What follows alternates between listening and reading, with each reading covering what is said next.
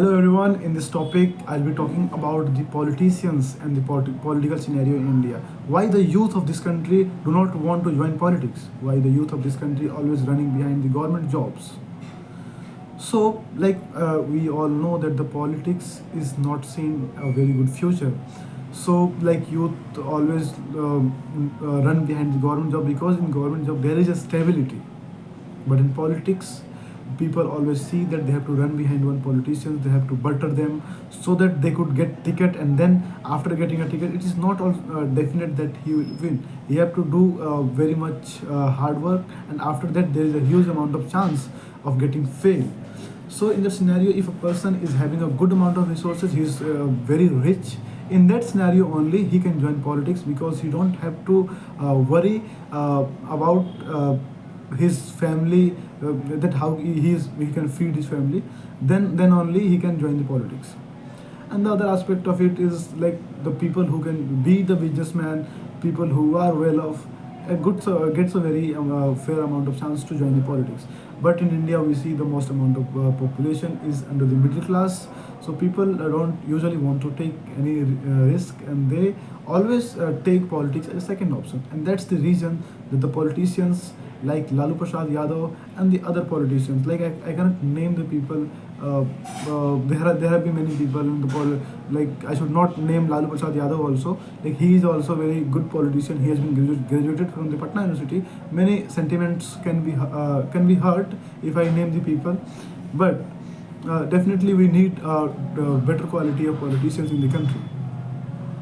So government should always take care of the youth, that they should join the politics, and how the politics scenario can be improved. When we talk about the people like Raghav Chadha and like Derek O'Brien and the other people who are very much interested in the politics, and when they talk sensible things. So youth can be motivated through them, and they should also think of changing the scenario by joining it. Like if we only would think politics are dirty, then who else will come to change us? The people who are not educated, if they will govern the country, they will govern by themselves. So we don't have any right to say that these politician is very bad, he should improve, and I don't have any option, whom should I vote. So like I'll give you a very recent example of Bihar, in which the politician Pushpam Priya Chaudhary, she has been very much educated from London, and she has very high qualifications. But yet, when she contested election on the various seats of MLA in Bihar in the last elections, she lost badly. She lost badly. It has a very genuine reason also, because she could not connect with the audience. The first reason, and if she could not connect with the audience, yet she looking at her qualifications, she could have got some votes. But politicians, people didn't vote for him, vote for her, because they were feeling she is a foreigner. And the second the same thing is going in Bihar. But this time we are very much hopeful that the politicians will change, and we can definitely see a better politician like Prashant Kishore. Prashant Kishore has created his party Jan Suraj, and he is doing a very groundwork, roaming to village to educate the Biharis about their condition, what the politicians have done to them, what the politicians like Mr. Lalu Prasad and Mr. Nitish Kumar and Ms. Rabri Devi has done to them, what are their condition. But then also, in the bypolls, we can see that none of the Jan Suraj member has won. And despite of being Prashant Kishore very much grounded, speaking in Bhojpuri language, yet he is not seeing the success. But now he has he has announced one candidate, he is a doctor in a bachelor's degree for MLC, and he is dominating over there. So we can definitely think of he will win after some time. But this time also it is looking like the politics in Bihar will follow on the MY sentiment. MY is Muslim and Yadav sentiment. People like Tejasvi Yadav and the other parties always think that if they could get the vote of MY, then they could definitely win. And in Bihar population also we can see these factors coming up. So like that's the reason of contesting caste consensus and everywhere to like get to know the exact amount of voters they are having.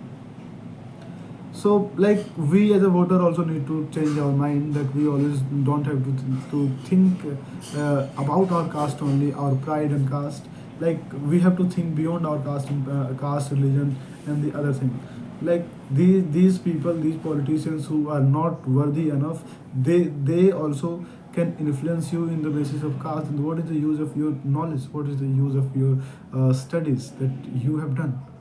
So we should always think about the individual candidate who are contesting election from one single constituency, not about the party or the any other. Because after 5 years, you have to meet the same MP or MLA from your region, and you can ask that in your region why the work has not done. You cannot ask the whole party system.